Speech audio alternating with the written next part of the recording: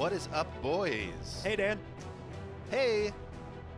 Week 2 flagship program, recapping every game on Sunday. And another wild week 2. They always are wild, Mark, because all the expectations of the preseason and the summer give way to the awakenings of week 1, and then things start to get changed into another direction after the second week of football. They do, and today was one of those. With a C. Thank you. One of those special Sundays where they give you 10 early games. So, if you're at a sports bar, you can just choose to do what you want and eat food all day long and enjoy yourself.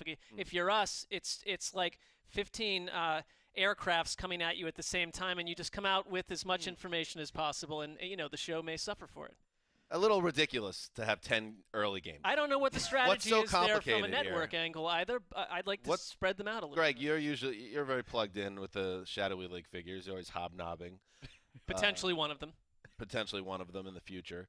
Why is it that they can't give us more balance on a Sunday? I would say randomness would be a factor where the home games are. And then you want to load up, you want to have the most amount of people watching the national game. So that was Saints-Rams. So sometimes they like to load it up so everyone has to watch it. I took a quick look because it does affect some of the stuff on Sunday. It looks like it's happening one more time, but then you get all the bye weeks, and that starts to chip some of these clown teams off the schedule for a week or two. So. All right, so Clown teams. what happened in week 2? We're going to get to it. 2 huge quarterback injuries, and we'll get to that early in the show.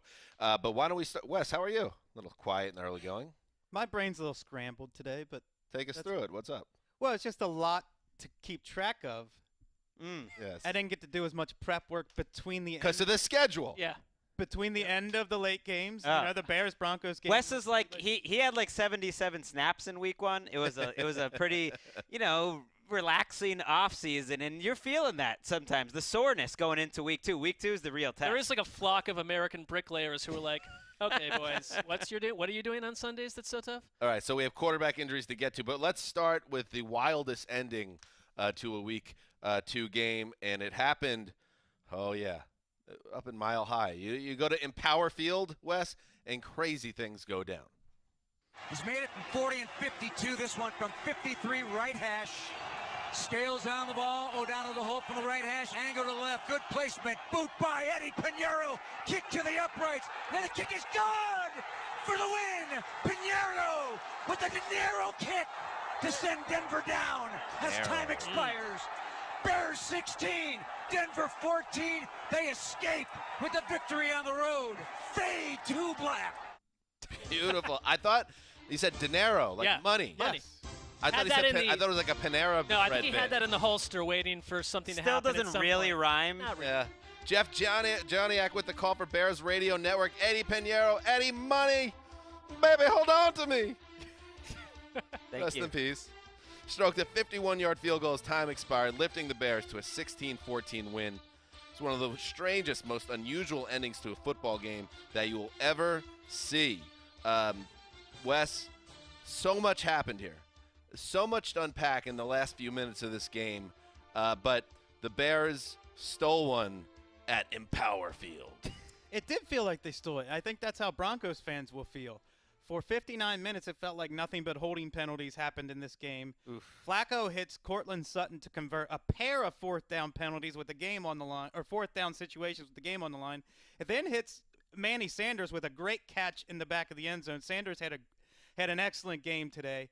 And then the craziness starts with the 2-point conversions that Fangio shows some onions, decides to go for the win, not the tie. Let me go through this, Wes. Okay. Let me set it up. So they score the touchdown, like Wes said, to Sanders. They're down 1 point. They decide to go for 2. Flacco and the offense gets called for delay of game, backing it up 5 yards. So That's just a brutal thing Terrible. for a veteran quarterback for that to happen. Might have been on the coaching staff for Maybe. giving a late call. Who knows? Fangio says, F it. Let's send the kicking team out for the extra point, and let's try to get to overtime. Brandon McManus pushes it wide right. Game over. And a win for the Broncos. But former Jet Buster screen offsides, another thing that cannot happen in that spot. So it moves back closer to the goal line, and Fangio hangs the onions and says, we'll send Flacco and company back out there. And this time the play goes through. He connects with Manny Sanders again for the 2-point conversion. to put them ahead. Just a wild sequence. A wild sequence, and then the ball goes back to the Bears, who have not trusted their quarterback at any point in this game. The Bears did not trust Mr. Trubisky. At one point, they score their only touchdown of the year by running the ball 9 straight times and not passing at all on the drive. So that's how much they trusted their quarterback. Trubisky gets the benefit of a very shaky roughing the passer penalty on Bradley Chubb that not only gives the Bears 15 yards, but stops the clock. More than shaky. That was a disgrace, that call. Yes. I think that was a lot worse than the Clay Matthews call, which got a lot of attention, because the Matthews call, I think it could be argued, was the letter of the law. This one I failed to understand. Gravity took hold. He went down on the quarterback because he was tackling the quarterback, and it was completely legal when he made contact. That should be reviewable. Forget about PI. And it will be no solace to Broncos fan that judgment calls like pass interference is reviewable, but a game-deciding call like this is not reviewable, even though it's a judgment call. How about a little consistency and philosophy here, NFL? And then it gets to the point where they're in desperation mode. That at least gives them a chance to get near midfield. And then with their backs against the wall, Trubisky finally makes a play. He steps up in the pocket. 4th and 15, and the Broncos leave Allen Robinson wide open in the middle of the field. Now, the play broke down a little bit, so that's why he got wide open, but you still can't allow that. And then they got the benefit of the doubt again from the clock keeper that they decided there was 1 second left on the clock, and you could say there was 0 seconds left on the clock. I thought that was clear. That drew me. Everyone really? got all up in arms about, okay, did they get the timeout? You can say before the play, the coach could say, the second he hits the ground, we're calling a timeout. And so is that a rule, or is that an unwritten rule?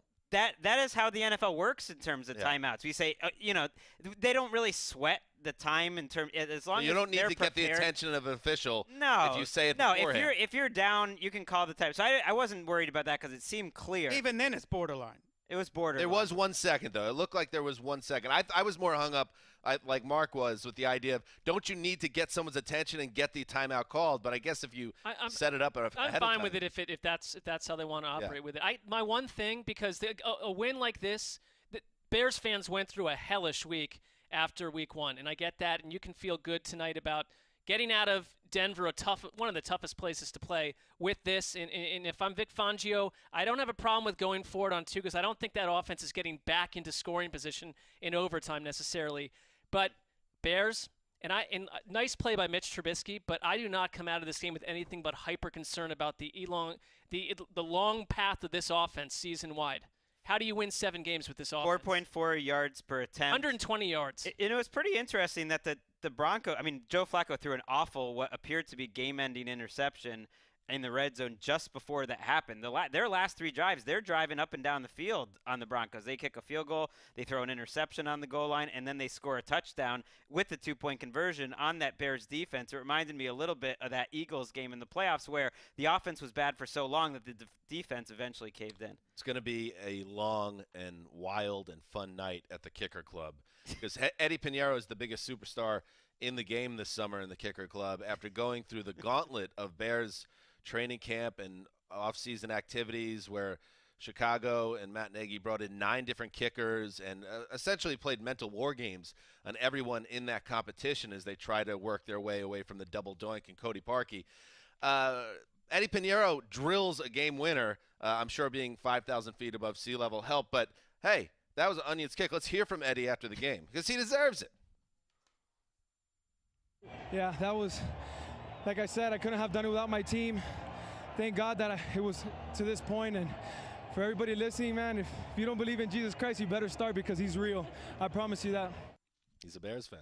That's now confirmed. He said he was emotional because of everything he went through in terms of the Augusta silence, everything like that. Wes, you update us with your state of the Broncos because sitting next to you when they called that holding penalty, or rather offsides penalty on the Bears that gave the Broncos another chance. It was the most emotional I'd seen you watching a football game in a while. A lot of ups and downs for the once team of West TL. Well, that had a lot more to do with the situation that you just don't see like a last minute like this with the 2-point conversions and the onions and the going for it and the penalties.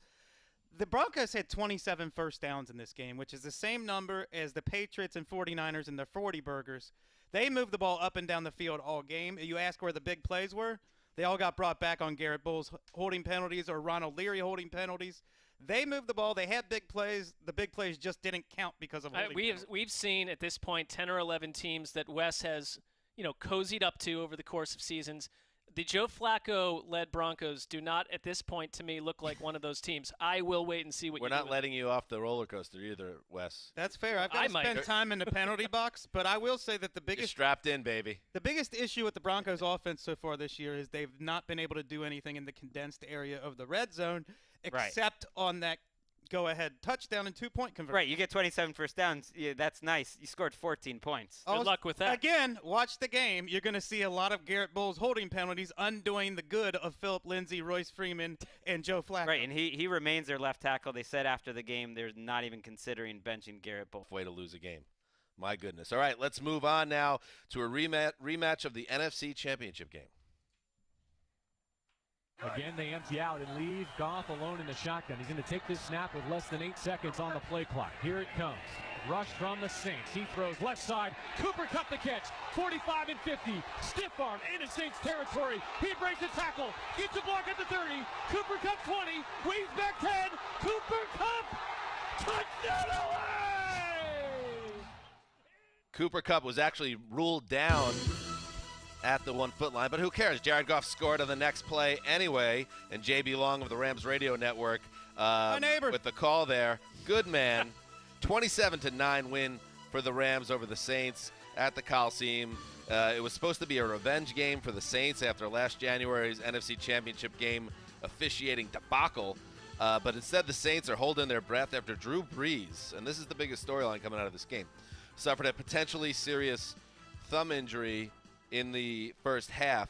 Breeze, the last thing we've heard as we go up to tape here around 9 o'clock Eastern time, that he's going to undergo testing here in Los Angeles to determine the severity of the injury.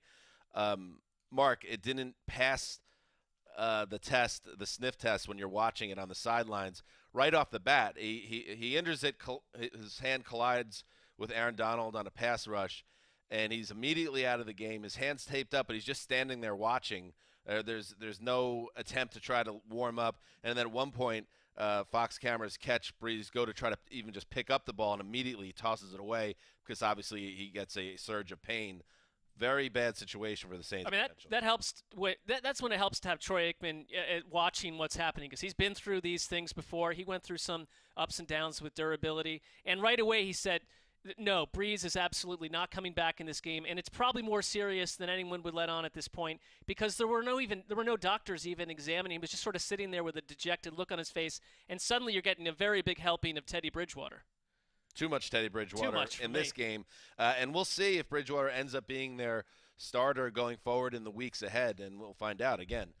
Probably this time tomorrow we'll have a much better idea of where Breeze is, but so far what we've seen, Greg, from Bridgewater has been underwhelming in terms of his Saints career. Week 17, which I get it's a throwaway game when he played that game, did not play well and was not able to rally the troops on the road against the Rams here. Yeah, would like to see him, in a start, in a game they're prepping him as the starter, with starters around him. He didn't have that in Week 17. Obviously, it came in here. And the Saints offense wasn't exactly – it was very early in the game, but this started out as a defensive struggle. I think these two teams are both maybe not totally up to speed on what they want to do offensively. I know the Saints looked pretty good in Week 1, at least in the second half of that Texans game, but both seem like they're getting their feet under them in terms of having the offenses they used to have. I just wonder if you have the next Steve Young, which Sean Payton has called Taysom Hill, why is he not getting the call over Teddy Bridgewater, who had a 10.8 QBR in this game and, like we said, was terrible last year in the season finale? I would imagine it's because how they've divvied up any snaps behind Breeze from August through now. But I'm with you that Taysom Hill is this electrifying, new age type player who does so many things, throws the ball beautifully. I don't know how, depending if Breeze is out for a while, how long of a leash do we need with Bridgewater playing if it's this way? There is the possibility that Sean Payton knows. He might say he's Steve Young or whatever, but he knows maybe Taysom Hill's a player better in spurts than as their down-to-down quarterback. And that we'll learn that for sure depending on how long if he really believes that, he'll play him. And if he's just talking trash, then he won't, because Taysom Hill's 3 years older than Teddy Bridgewater. I mean, he's not exactly like a rising young prospect.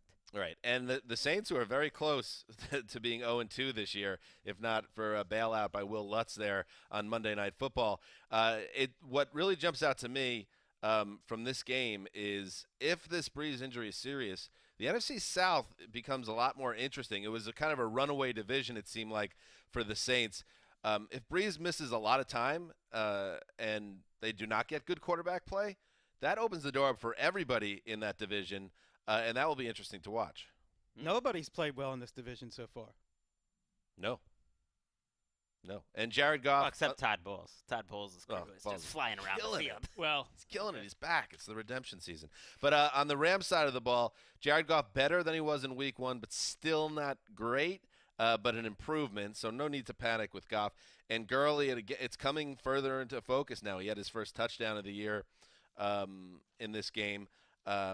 Averaged almost 4 yards a carry on 16 carries, but they ran the ball 30 times as a team, and Gurley had just about half those carries. They are going to, it seems like it's going to back up what people suspected, that it's a little bit of a running back by committee in L.A., at least early in the season. Maybe it's something that shifts as time goes on. I'm fine with that. And Greg, you mentioned the Rams kind of figuring out what they are about at this point, which is absolutely fine. And what I love about them, an early trait, is they played a resilient second half against the Panthers last week and went away winning that game without too many questions. And yes, the Saints in this game, that fumble should have been a touchdown for that defense that got whistled dead mid-run to the end zone is disgraceful. And everyone calling that game and the official on hand said that should never happen. The rule is you should let it roll and then decide later that it's not a fumble. Why do we get that so often? It's ridiculous that it happened to the Saints in this, what essentially was a second helping of last year's disgracefully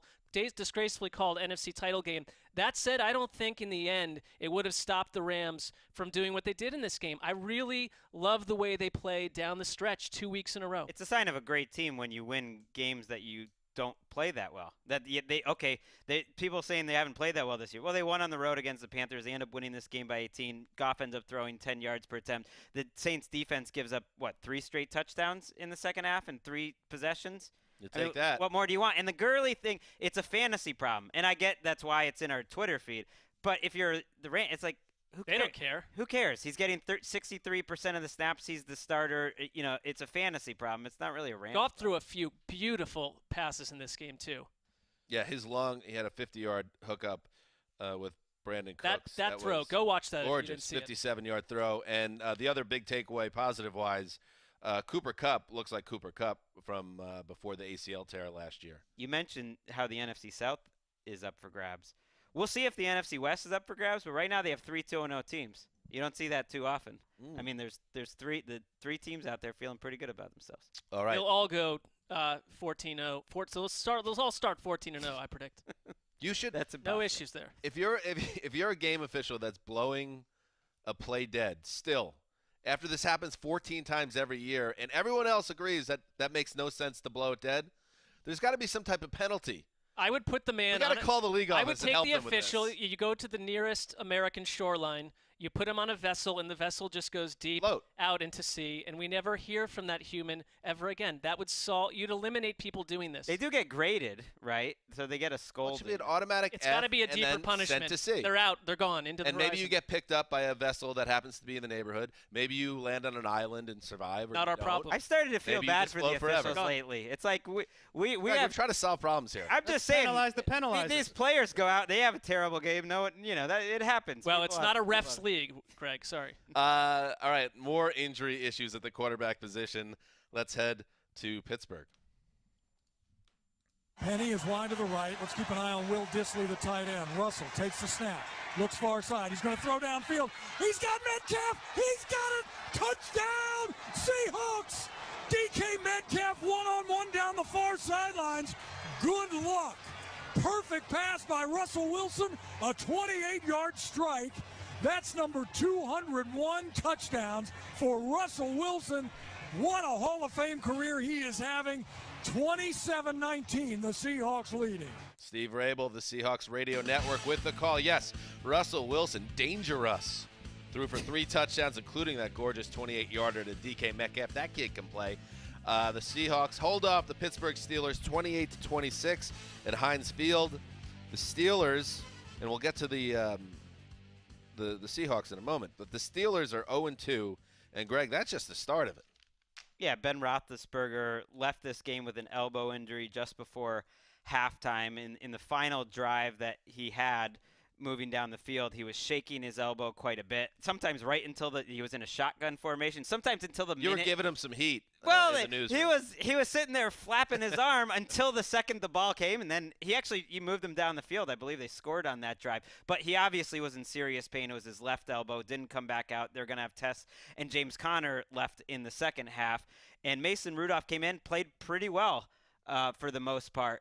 But obviously, starting the season 0-2 and Roethlisberger being injured is a disaster, and there has to be a part of Mike Tomlin and everyone associated with the Steelers that is even more worried because they realize Ben Roethlisberger and James Conner's injuries, James Conner also left in the second half, were not the reasons they lost this game. I mean, we do that segment in the offseason, what you simpletons probably don't realize. Like, what you simpletons don't realize is the Seahawks were – doubling them up in total yardage in the first half. We're not saying the audience of the simple. Yeah, no, just anyone. Well, I don't know who else any hot takesman tomorrow who kind of put this on the injuries. Mason Rudolph moved the ball better than Ben Roethlisberger. It was their defense that collapsed in the second half. And James Conner, before he goes out, averages 3 yards a carry. He did not have a big week one either. And Wes, if I'm a Steelers fan, I'm concerned. Do I have the horses here? Do I not actually have the horses here to get this thing going, particularly on offense, or is this just one of those things where a team looks terrible in early September and by mid-November they're 8-5 and no one's talking about it? I agree. The offense is more of a concern. Collinsworth pointed out last week they are doing some different things on defense. They are playing much more man-to-man. They are younger. They have a lot of young guys in that secondary, and it's going to take some time for them to get used to that playing style. But on offense, they should be hitting. I'm not saying on all cylinders, but you got to be playing a lot better than they've done these first 2 weeks. I feel like one guy they were counting on was, and this was a suspicious guy to be counting on to some degree, was Dante Moncrief, and he's had 2 really ugly games in a row, and he's cost them a lot. And that was someone you lose Antonio Brown, and obviously Juju Smith-Schuster is extremely talented, but he's in a different spot playing your lead receiver week after week, and it's not really worked out. He's been held under 100 yards 2 games in a row. Based on the box score, Moncrief wasn't a big part of the game plan. He was targeted once. Well, the ball was shot off his hands. And so Mason Rudolph's first third and long, it was the second pass of the game, went right through. It was a great third and long throw to the outside, went right through Moncrief's hands, off his helmet, up into the air for an interception. What else can you do? And then Dante Moncrief did not play for the rest of the game, which was a smart move. And all this talk about the Seahawks about the Steelers takes away attention from what was a really great, mature game from Russell Wilson.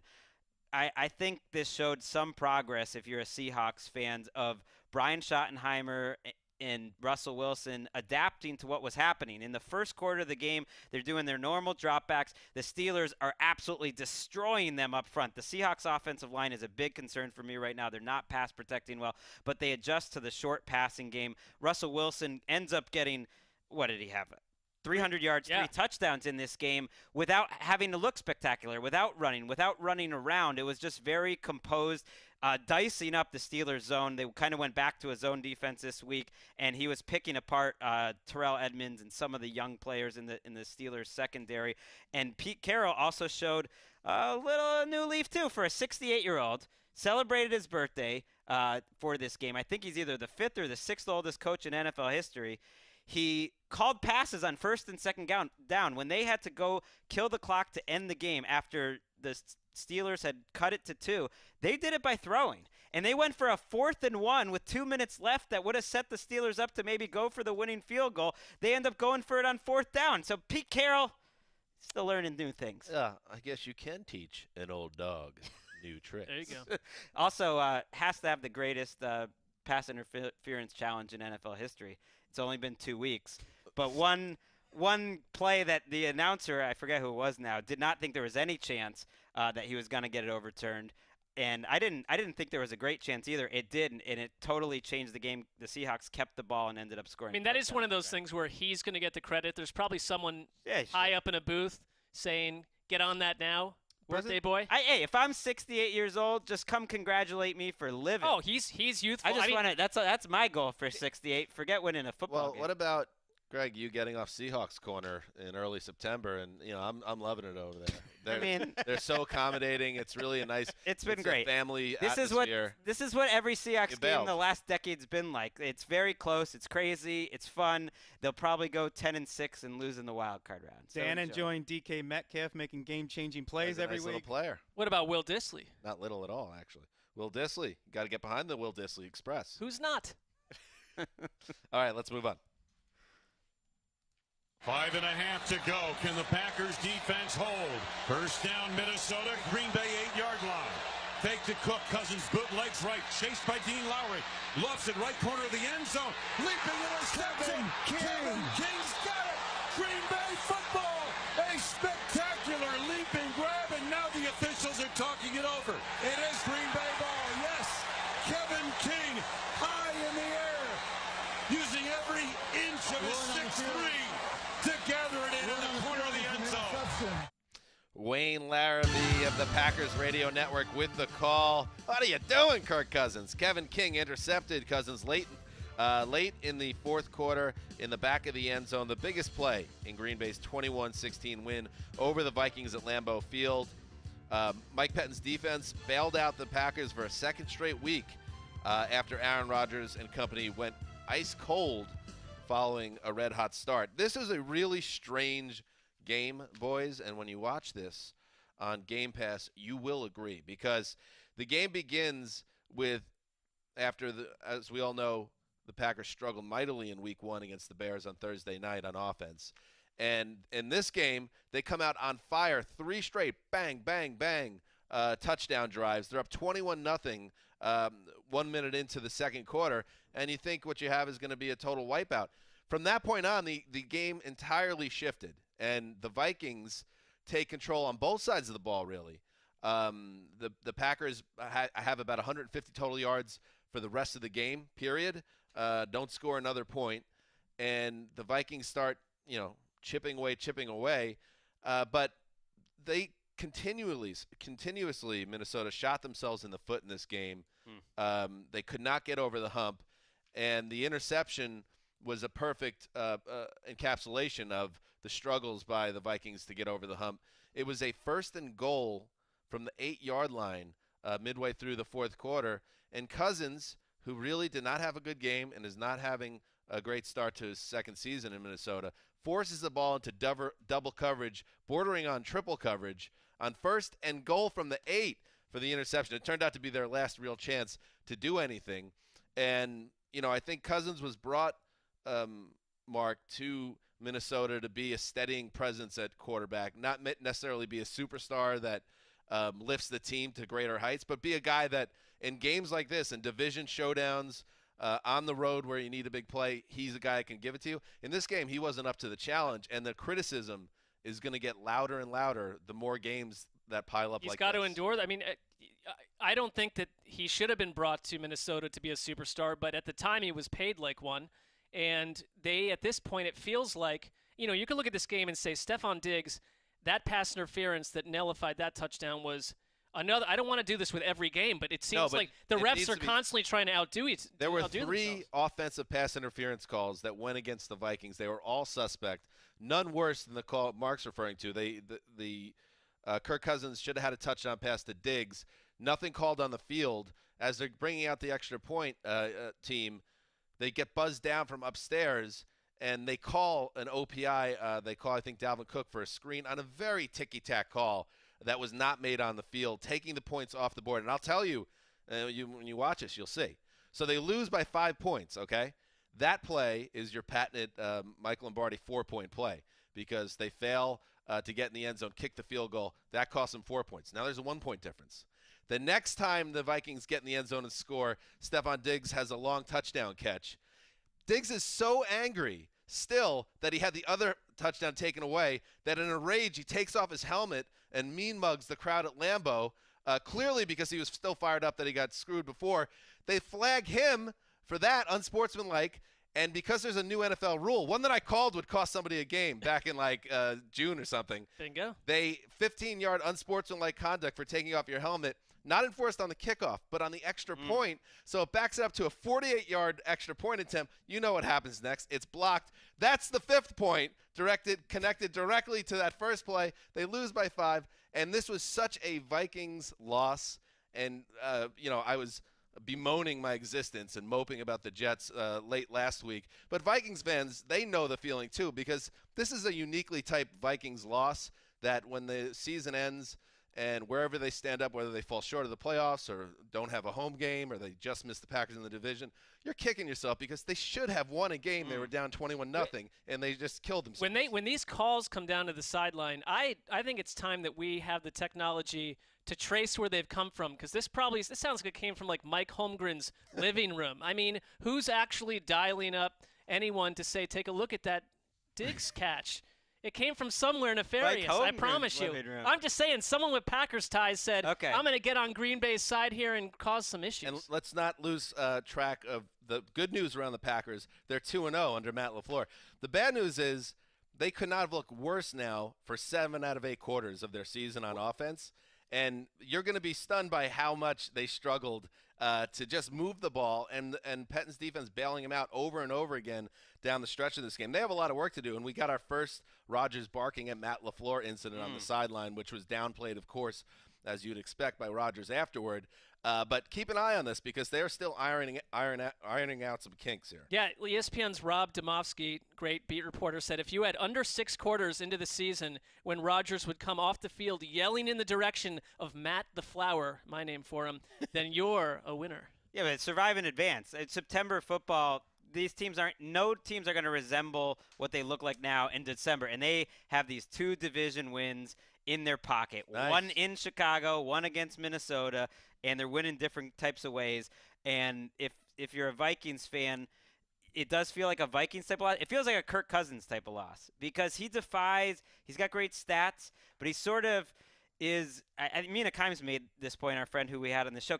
He has all these great stats, but all the things that – sabermetrics and people that are into numbers don't necessarily believe in clutch or big moments or anything like that. Like Kirk Cousins does struggle in big moments. He does struggle when it matters. He struggles when he's near the goal line. PFF had a stat inside the 10-yard line and in 2007. He's 27th out of 27 in passer rating with 44% of his passes averaging 1.6 yards per attempt. So he struggled. He gets near the goal line and he struggles. That's a problem. It's the inverse of that. When they go back to the draft of Tom Brady, it's like, hey, all his measurables not great, but one thing they couldn't measure was the old ticker inside. Same thing with Cousins. They can't measure what's in the heart, and in that case, that makes up why the guy's not that good and why his teams are never that good. They're playing around He never him. gets it done in a big spot, ever. All right. And by the way, Dalvin Cook, the one really good news, bit of good news for the Seahawks. Welcome to the Superstar Club. This guy balls out, and he will continue to do so. Let's move on. Now it's 4th down and 2, 15 seconds left to go. Here we go. Mariota backs to throw, throws left side, and it's incomplete. It's incomplete on a slant pattern to A.J. Brown. Quincy Wilson on coverage for the Colts, and the Colts are going to win it. The Colts will win in week 2 with 11 seconds left to go. That was 4th down. The Titans turn it over. They're out of timeouts. They trail 19-17, and the Colts are going to win it. Oh, Matt Taylor of the Colts Radio Network. Yes, the Colts broke up a Mariota pass intended for A.J. Brown. 4th and 2, 11 seconds to play. Clinching Indy's 19-17 win in Nashville.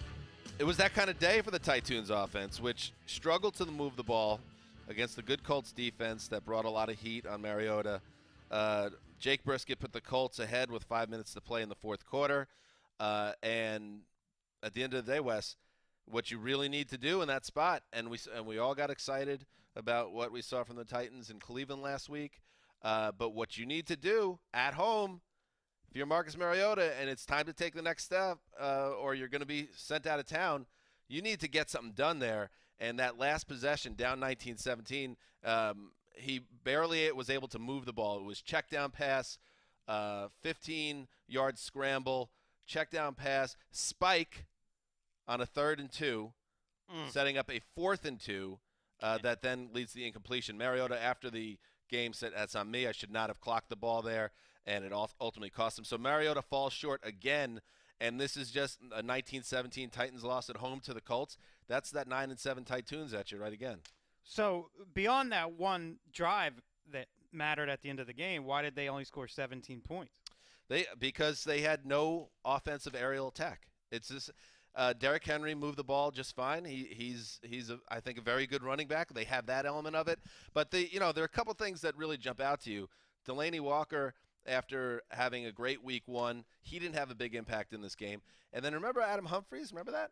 Yeah, I was going to say, remember 2 catches, -1 yard. Remember what a big deal that was, that he was going to be a missing piece in this offense?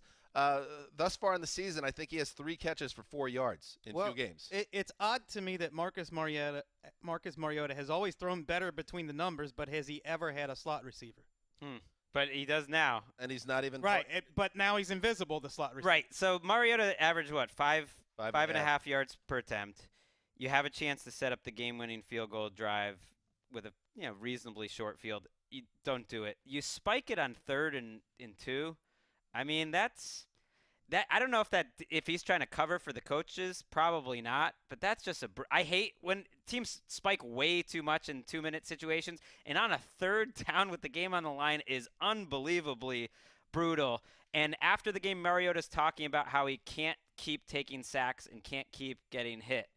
And this is kind of like we talked about with Winston the other night, making the same mistakes 5 years in. These are Mariota's same mistakes 5 years in, which is taking those sacks and taking those hits. Yeah, but Titans writers talked about Mariota being sort of spooked down the stretch of this game, and to Greg's point, getting hit week after week. He got hit a bunch last week. It's lost in the final score of week 1, but he took some punishment. It happens again, and the big plays seem to have dried up in this game. They had a bunch last week. There was only 1 play in this entire game that was 2 plays over 20 yards by the 2 teams combined. Right, because, on the other side of it, Jake Brisket averages just over 5 yards an attempt. He does throw 3 touchdown passes, including the big hookup with Hilton to put them ahead. So the Colts, they get back to 1-1, but that won't be – the win is only going to be a subplot early in the week, and this is another story that's going to kind of adapt as we get away from the studio this evening. But Adam Vinatieri, in a 19-17 win, missed 2 extra points. And this comes on the heels of last week where he missed, 2 field goals and an extra point? Yes. Right. And after the game, so they basically got beat because of Vinatieri last week on some level, and then it almost cost them big here. After the game, there was a tweet sent out by, let me make sure. It was Stephen Holder. Stephen Holder, I think here it is. Holder wrote, "Just grabbed Adam Vinatieri as he headed to the bus. He said, 'You'll hear from me tomorrow.' I told him we don't see him tomorrow, and he said, 'Yeah, you will.'" Which, of course, makes you think that maybe it's all over now for Vinatieri, whether he's going to retire or the Colts are going to make a move and it's going to be some type of joint decision. We'll find out, but that's what it seemed like after the game. Ominous. Jim Irsay, the owner, talked about it too, that they'll all have to talk about it. Frank Reich really defended his, Vinatieri. Yeah. But he was hurt in camp too, was missing in camp, and they can't allow it to, maybe cost them games. It's a huge win for in this division. It's a big game in this division. It might not feel like a seismic game in the NFL, but for the Colts to end up splitting, starting on the road against the Chargers and the Titans, they'll take that, and to get a road win in the division is pretty big. And Titans fans are going to think I'm piling on or doing jumping jacks in celebration, which would be weird to do in celebration, but just such a bad loss. It's like you come out of that week 1 against Cleveland on fire, big on yourself. Delaney Walker's talking about how nobody believes in us. You guys always talk us down. Then you come home against an Andrew Luckless Colts, and I know we like the Colts as a still a solid team, but you gotta show up and you gotta win that game and get to 2-0. How are you supposed to be taken seriously as an AFC contender when this is how you come home? This has been something you've been railing against for years, and the Titans have yet to prove you wrong. One bright spot after several years of chemotherapy, David Quessenberry, the lineman, scores his first career touchdown in this game. Yes, good for him. But, Dan, one quick... For which team? For the Titans. For the Titans. One quick... not for the it wouldn't be so celebratory had he scored for the other team. But I just didn't know which team he was on. I knew he used to be with the Texans. A Titans fan. I mean, professionally, Dan, I mean, being a great, having a memorable beat is about being industrious and, doing your part of the job, but also hitting it at the right time. And you hit this kickers thing at the absolute sweet spot in history, because it would have been largely a dead storyline week after week. Yeah. Every game we're talking about has kicker nonsense happening. I know. Good timing. I know. Well, I wish it wasn't such a big deal, because it does. Yes, no, you're very happy that it is. It's working out for you very well. You actually nailed it. Let's move on. 2-point play. Jacksonville going for the lead right here from the 2-yard line. Minshew with the gun, 3 receivers left. Handoff Fournette, running left. And he stopped. Justin Reed got in there. The D stiffens on the 2-point conversion try. The Texans have the lead 13-12 with 30 seconds left. Mark Vandermeer, Texans Radio Network, with the call. With the Jaguars looking to steal the game with a 2-point conversion, Justin Reed stuffed Leonard Fournette on the goal line, clinching a win for the Texans. The stop came after Jacksonville rookie Gardner Minshew led a long drive that included an 18-yard run on 4th and 10. He capped it with a 4-yard touchdown pass to DJ Shark. But Doug Marrone opted to take it out of Minshew's hands. Fournette couldn't get it done. Mark, Marrone's call showed onions for days, but shouldn't the Jags have just kicked that PAT? Well, I don't know, because this is football. If they got that thing, we would have said, you know what, you had a rookie quarterback, and you end the game right there. You get it done, and you're out of there with a big win against the Texans, who had a down day offensively. So I'm not going to kill him for that. I kind of like seeing that kind of thing. That said, I mean, just judging by the reaction of fans, people were super down on Marrone. I don't have a huge problem with the way that their offense was functioning / not functioning. Why? Because you think they wouldn't have had a great chance to score again, that their best chance was from the 2?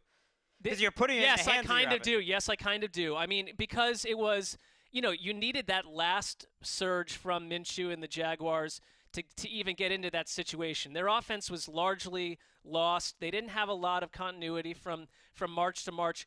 Minshew, and I know he was, and I love the guy, the idea of him, and he was generating massive Twitter heat. He suffered some growing pains here, because he took 4 sacks, and if you go back and watch, some of them are just he's holding the ball too long. I still think he throws the ball well, and he showed scrambling ability that got them out of a couple jams here, and he did just enough. I think another story in this game was the Jaguars' defense showed up.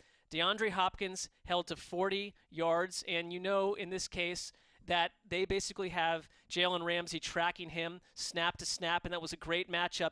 It was just a weird matchup, because by the end, Carlos Hyde, with 20 touches for 90 yards, had way more than double and more carries and way more than double yardage than any other skill position player on the Texans, and more than anyone in the entire game. That it was a Carlos Hyde. The game channeled through Carlos Hyde, and Duke Johnson was essentially lost. Deshaun Watson took 4 sacks of his own, and at one point he was hobbling around, and it's just another reminder that, Laramie Tunsil left the game for a couple minutes too. I just cannot imagine how Watson gets through this entire season. And this game was not a great performance by the Texans offensively. I don't know. This was 2 strange games in the AFC South. This was part 2. I mean, neither team topped 300 yards. So that all 4 AFC South teams, none of them topped 300 yards, which is pretty rare. Almost got over the goal line. Some Jaguars fans think he did. I just reached the ball out. At some point, I don't mind a team saying, this is who we are. If we can't gain 2 yards here after we spread you out and you're worried about our passing game and get those 2 yards, maybe we're just not going to be good. And maybe they won't. I don't think they were about to go march down the field for a touchdown in overtime. I also think Leonard Fournette is never going to be what the Jaguars thought he was going to be when they drafted him with a top 5 pick. He spent the offseason losing 15 pounds working out in Wyoming, and I still don't see the big playability from him. So you're saying if they could do it over, you'd take Patrick Mahomes, not Leonard Fournette. Let me go out on that limb. I mean, they have Bortles. They have Bortles, so who needs a quarterback? They have Gardner Minshew. Well, I know you're down on him, Dan, but he honestly, I don't know. It's like, a rookie 6th-round pick has growing pains? I mean, he had more yards and completion than Deshaun Watson. He's also throwing the ball better than some quarterbacks that no one's going to yank out of the starting spot. He's throwing the ball well. He was not the reason they lost. He certainly didn't drag them to a win either. It's too bad because if they had picked, I root for him. If they had picked the perfect play call. I mean, you tweeted that you're all out. So No, based on a photo that's like a year old or something. I'm just not like, we'll